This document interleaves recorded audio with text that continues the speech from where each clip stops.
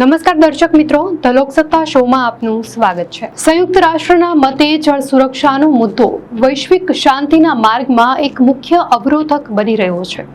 વિશ્વની લગભગ 40% વસ્તી સહિયારી જળ સીમાઓ નજીક રહે છે। તેમ છતાં પાણીના ન્યાયી વિભાજન માટે બહુ ઓછા દેશોએ જળસંધિઓ કરી છે। આ ગણતરીના દેશોમાં અમેરિકા અને મેક્સિકોનો સમાવેશ થાય છે, જેમની વચ્ચેની જળસંધિ દુનિયાની સૌથી લાંબી ચાલતી સમજૂતીઓમાંની એક છે। અમેરિકા અને મેક્સિકોની 1000 માઇલથી વધુ લાંબી સરહદ બનાવતી રિયો ગ્રાન્ડે અને કોલોરાડો નદીઓ હવે જળ સંકટને કારણે ચર્ચામાં છે, કારણ કે પાણીની અછતને લીધે 1944ની આ સંધિમાં સમસ્યાઓ ઊભી થઈ છે। હાલમાં મેક્સિકો દ્વારા અમેરિકાને પાણી પૂરું પાડવાના લક્ષ્યાંકો પૂરા થવાની શક્યતા ઓછી છે, જેના કારણે અમેરિકાના ટેક્સાસ સહિતના વિસ્તારોમાં ખેડૂતો અને ઉદ્યોગો પાણીની તીવ્ર અછતનો સામનો કરી રહ્યા છે। અને આના પરિણામે અમેરિકી રાષ્ટ્રપતિ ડોનાલ્ડ ટ્રમ્પે મેક્સિકો પર નવા વેપાર પ્રતિબંધો લાદવાની ધમકી આપી છે। કોલોરાડો સ્ટેટ યુનિવર્સિટીના પ્રોફેસર સ્ટીફન મમીના મતે આ જળ વિવાદ 1890ના દાયકામાં શરૂ થયો, જ્યારે રોકી માઉન્ટેન ક્ષેત્રમાં નદીના પાણીનો ઉપયોગ વધવા લાગ્યો। 1906ની પ્રારંભિક સંધિ મેક્સિકોના હિતમાં નહોતી, પરંતુ બીજા વિશ્વયુદ્ધ પછી પરિસ્થિતિ બદલાઈ।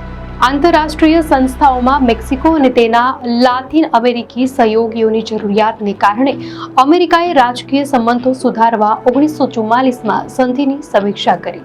આ નવી સંધિ હેઠળ મેક્સિકો દર વર્ષે રિયો ગ્રાન્દેનું 40.3 કરોડ ક્યુબિક મીટર પાણી અમેરિકાને આપવા માટે બંધાયું, અને તેના બદલામાં અમેરિકાએ કોલોરાડો નદીનું 1.8 અબજ ક્યુબિક મીટર પાણી મેક્સિકોને આપવાનું સ્વીકાર્યું હતું। આ સંધિ 50 વર્ષ સુધી સફળ રહી, પરંતુ 90ના દાયકાના મધ્યમાં રિયો ગ્રાન્ડે વિસ્તારોમાં પડેલા સૂકાને કારણે 1997માં પહેલીવાર મેક્સિકો કોટા પૂરો પાડવામાં નિષ્ફળ રહ્યું। આ સંધિ તૈયાર કરનારાઓએ લાંબા ગાળાના સૂકાની આશંકા પર વિચાર કર્યો નહોતો, અને તેમને અંદાજ નહોતો કે પાણીની માંગ વધી જશે અથવા સૂકો 20-30 વર્ષ સુધી ચાલી શકે છે।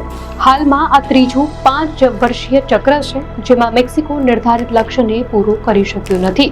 Texas water resource ઇન્સ્ટિટ્યૂટના doctor Rosario સાન્ચેઝ કહે છે કે આબોહવા પરિવર્તનને કારણે મેક્સિકોમાં સૂકો અને પાણીની અછત હવે સતત બની રહી છે। મેક્સિકોના જળાશયોમાં પાણી ઓછું હોવા છતાં તે પોતાની કાનૂની બાધ્યતા પૂરી કરવા પ્રયાસ કરી રહ્યું છે, જેના કારણે તેના પોતાના ખેડૂતો પર ભારે દબાણ છે।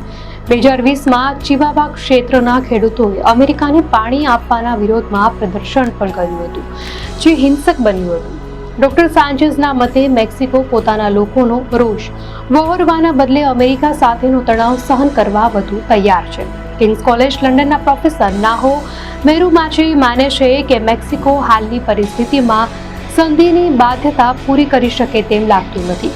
બંને દેશોના ખેડૂતો નારાજ છે। ટેક્સાસના ખેડૂતો પાણી ન મળવાથી, તો મેક્સિકોના ખેડૂતો પોતાનું પાણી અમેરિકાને અપાતું હોવાથી હવે બંને દેશોએ માત્ર કાયદાકીય બાધ્યતા પર ધ્યાન કેન્દ્રિત કરવાને બદલે જળ વ્યવસ્થાપનમાં સુધારા અને લાંબા ગાળાની જળ પ્રાથમિકતાઓ પર સહકાર કરીને આ મુદ્દાને ઉકેલવો પડશે। અંતે મેક્સિકો કાયદેસર રીતે પાણી આપવા બંધાયેલું છે, પરંતુ વધતી વસ્તી, સૂકો અને આબોહવા પરિવર્તન જેવી વાસ્તવિકતાઓને ધ્યાનમાં રાખીને બંને દેશોએ મળીને જ આ સમસ્યાનું સમાધાન કરવું પડશે।